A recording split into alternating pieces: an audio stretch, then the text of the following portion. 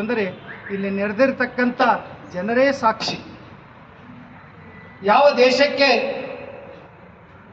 ಸಂವಿಧಾನ ನೀಡಿದ್ದೀವಿ, ಪೂರ್ವಜರು ನೀಡಿದ್ರು, ಅವರೊಂದು ಆಶೋತ್ತರಗಳು ಇಟ್ಕೊಂಡಿದ್ರು.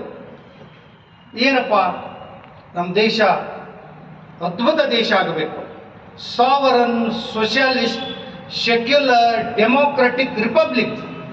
ಈ ಬೇಸಿಕ್ ಸ್ಟ್ರಕ್ಚರ್ ಏನು ನಾವು ಕರಿತೀವಲ್ಲ, ಇದನ್ನು ಸಾಧನೆ ಮಾಡಬೇಕು. 75 ವರ್ಷಗಳಾದವು. ಸ್ವಲ್ಪ ದ ಜರ್ನಿ ಆಫ್ ಕಾನ್ಸ್ಟಿಟ್ಯೂಷನ್ ನೋಡಿದಾಗ ಎಲ್ಲೇ ನೋವು ಅನಿಸುತ್ತೆ ಅಂತ ಅನಿಸುತ್ತೆ. ನಮ್ಮ ಆಶೋತ್ತರಗಳನ್ನು ಈಡೇರಿಸಿದೀವ? ಸಾವರನ್ ಇದೆಯಾ?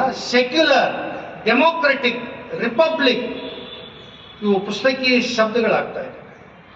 ಅವತ್ತು ನಮ್ಮ ಸಂವಿಧಾನವನ್ನು drafting committee doctor BR Ambedkar ಅವರು ಎಷ್ಟು ಅದ್ಭುತವಾಗಿ ಕೆಲಸ ಮಾಡಿರಂದ್ರೆ, ಅವರ ಸಹೋದ್ಯೋಗಿಗಳು ತಮಗೆಲ್ಲ ಗುರ್ತೈತಿ, ನಮ್ಮ ಮಂಗಳೂರಿನವರು ಗನಗಲ್ ನರಸಿಂಗ್ ರಾವ್ ಅನ್ನೋರು, PN ರಾವ್ ಇಲ್ಲೇ ಮಂಗಳೂರಿನವರು, ಅಂತ ಅದ್ಭುತ ವ್ಯಕ್ತಿ. ಇಂಟರ್ನ್ಯಾಷನಲ್ ಕೋರ್ಟ್ಸ್ ಜಡ್ಜ್ ಇದ್ದವರು, ಅವರು ಸಹಿತ ಮ್ಯಾಕ್ಸಿಮಮ್ ಕಾಂಟ್ರಿಬ್ಯೂಷನ್ ಕೊಟ್ಟರು. ಇನಿಷಿಯಲಿ ಡ್ರಾಫ್ಟಿಂಗ್ ಬರೆದವರೇ ಅವರೇ, reviewed committee, reviewed body, drafting committee. ಅಂತ ಅದ್ಭುತ ಕಾನ್ಸ್ಟಿಟ್ಯೂಷನ್. ಸ್ವಲ್ಪ ಫೀಚರ್ಸ್ ಅನ್ನು ನೋಡ್ಲಾಗಾಗಿ, it is a written, lengthy, enacted constitution.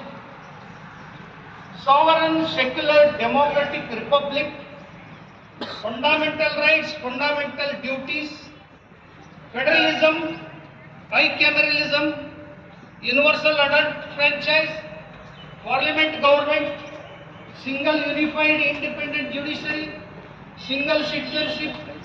This constitution both rigid and flexible. Direct the principle of state of policy, federal structure with unitary spirit.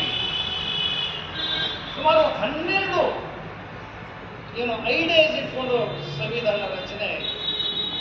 ಸ್ವಲ್ಪ 2 ವಿಚಾರ ಮಾಡೋಣ.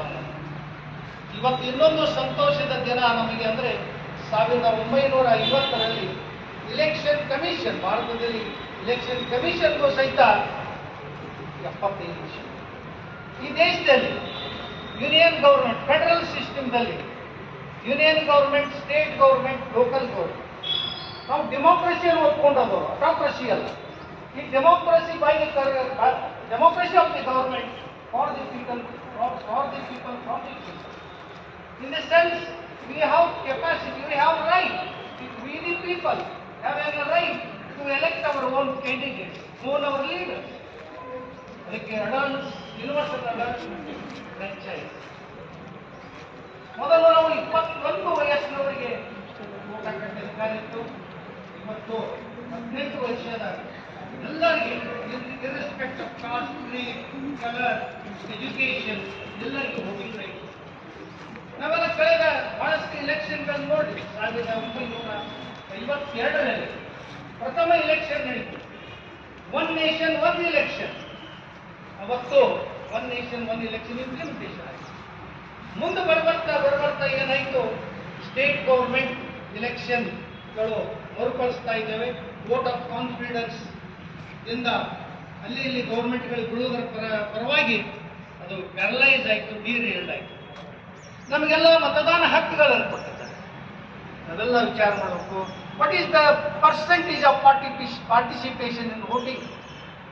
Urban areas compare ಮಾಡ್ರಿ, so called Bengaluru, New Delhi, Bombay, metropolitan city, just we are expecting 40, 45, 50%.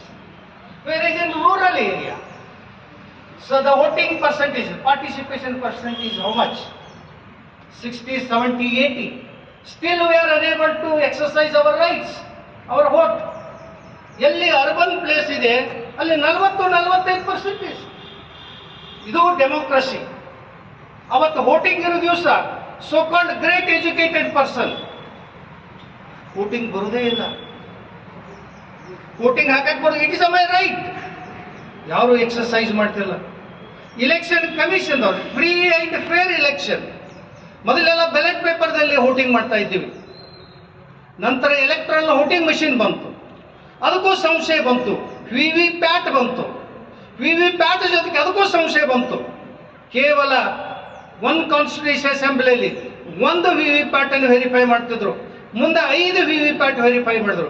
ಇತ್ತೀಚೆಗೆ supreme court judgement ಕೊಟ್ಟಿದೆ, election counting ಆದ ನಂತರ ಯಾರಾದರಿಗೆ ಸಂಶಯ ಬಂದರೆ, 2 ಅಥವಾ 3ನೇ ನಂಬರ್ ಕ್ಯಾಂಡಿಡೇಟ್ ಸಂಶಯ ಬಂದರೆ ಎಲೆಕ್ಷನ್ ಕಮಿಷನ್ಗೆ ಅಪೀಲ್ ಮಾಡಬಹುದು. ಅವಾಗ ಎಲ್ಲ ವೋಟಿಂಗ್ ಎಲ್ಲ 5% ಆಫ್ ವಿ ವಿ ಪ್ಯಾಟ್ ಅನ್ನ ಕೌಂಟ್ ಮಾಡ್ತಾರೆ. ಆ ಕೌಂಟ್ ಮಾಡಿದಾಗ ಕರೆಕ್ಟ್ ಇತ್ತಂದ್ರೆ ಪೆನಲ್ಟಿ ಆಗುತ್ತೆ. ಅದೆಲ್ಲ ಎಕ್ಸ್ಪೆಂಡಿಚರ್ ಯಾರೋ ಅಪೀಲ್ ಮಾಡಿದ್ರು. ಇಷ್ಟೊಂದು ಟ್ರಾನ್ಸ್ಪರೆನ್ಸಿ ಫೇರ್ ಇರುವ ಎಲೆಕ್ಷನ್ ಮಾಡೋದು ಭಾರತ ದೇಶ. ಮೊನ್ನೆ ನಮ್ಮದು 18ನೇ ಲೋಕಸಭಾ ಎಲೆಕ್ಷನ್ದಲ್ಲಿ ಆಶ್ಚರ್ಯ, 545 ಕೆಲವು MLA ಕಾನ್ಸ್ಟಿಟ್ಯೂಷನ್ದಲ್ಲಿ ಕೇವಲ 7 ಹಂತದಲ್ಲಿ ಎಲೆಕ್ಷನ್ ಮಾಡಿ 10-11 ಗಂಟೆಗೆ ಇಡೀ ದೇಶದಲ್ಲಿ ರಿಸಲ್ಟ್ ಕೊಡ್ತೀವಿ ಅಂದ್ರೆ that is the power of the India. ಇವತ್ತೇ ನಿನ್ನೆ ಮುಗಿದಿರ್ತಕ್ಕಂಥ ನಮ್ಮ ಅಮೆರಿಕದವರು ಇನ್ನೂ ಕೌಂಟಿಂಗ್ ಮಾಡ್ತಾ ಇದ್ದಾರೆ, ಅವರು ಇನ್ನೂ ಬ್ಯಾಲೆಟ್ ಪೇಪರ್ದಾಗ ಇದ್ದಾರೆ. ನಮ್ಮ ಡಿಜಿಟಲ್ ಕಾನ್ಸೆಪ್ಟ್ನಿಂದ ಬಹಳಷ್ಟು ಅಡ್ವಾನ್ಸ್ ಆಗ್ತಾ ಇದ್ವಿ. But unfortunately voting participation is very less in urban area. ಈ area, this is the grey area. ನಾವೆಲ್ಲ ಫೋಕಸ್ ಮಾಡಬೇಕಾಗಿತ್ತು.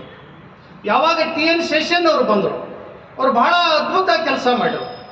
ಕೇವಲ 78 ಲಕ್ಷ MP ಕಾನ್ಸ್ಟಿಟ್ಯೂಷನ್ದಲ್ಲಿ ಖರ್ಚು ಮಾಡಬೇಕು, ಒಂದು 25 ಲಕ್ಷ ರೂಪಾಯಿ MLA ಕಾನ್ಸ್ಟಿಟ್ಯೂಷನ್ ಖರ್ಚು ಮಾಡಬೇಕು.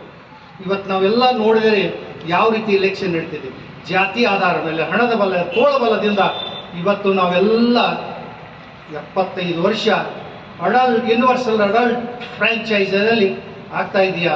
ಈ ದಿಶೆಯಲ್ಲಿ ನಾವೆಲ್ಲ ಯುವಕರು ವಿಚಾರ ಮಾಡಬೇಕು. ನಾವೆಲ್ಲರೂ ಬರುವ ದಿನಗಳಲ್ಲಿ ನಮ್ಮ ವೋಟನ್ನು ಅದು ಮಾರ್ಕೋಬಾರ್ದು. ನಾವೆಲ್ಲರೂ ವೋಟ್ ಹಾಕೋಣ, whether it is a parliament or state assembly or local government. One should participate and cast your voting.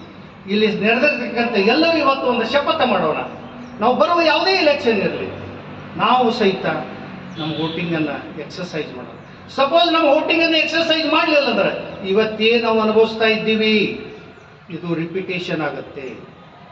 ಅವತ್ತೇನು ಆಶೋತ್ತರಗಳೇ ಇಟ್ಟಿದ್ದರು ಇವತ್ತು ಫುಲ್ಫಿಲ್ ಆಗಿದವ.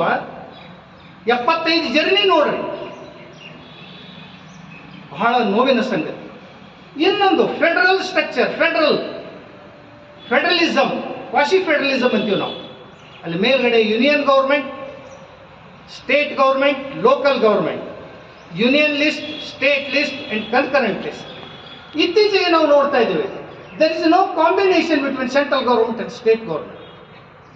ಇಲ್ಲಿ ಸ್ಟೇಟ್ ಗೌರ್ಮೆಂಟ್ ರೆಸೊಲ್ಯೂಷನ್ ಬಿಲ್ಗಳು ಗವರ್ನರ್ ಅಸೆಂಟ್ ಕೊಡ್ತಾ ಇಲ್ಲ, ಸ್ಟೇಟ್ ಗೌರ್ಮೆಂಟ್ದವರಿಗೆ ಆಡಳಿತ ಮಾಡಕ್ಕೆ ಬಿಡ್ತಾ ಇಲ್ಲ. ನಾವು ಗವರ್ನರ್ನೇ agent of the central government ಅಂತೀವಿ. ಇವತ್ತು ತಮಿಳುನಾಡಲ್ಲಿ, ಕೇರಳದಲ್ಲಿ, ಈವನ್ ಕರ್ನಾಟಕದಲ್ಲಿ ಸಹಿತ ಎಷ್ಟು ಕನ್ಫ್ಲಿಕ್ಟ್ಸ್, ಎಷ್ಟು tussle between union government and state government. Even finance ಡಿಸ್ಟ್ರಿಬ್ಯೂಷನ್ದಲ್ಲಿ ಫೈನಾನ್ಸ್ ಕಮಿಷನರ್ದವರು ಹೇಳ್ತಾ ಇದ್ದಾರೆ, on the basis of population, climatic condition ಮೇಲೆ ನಾವು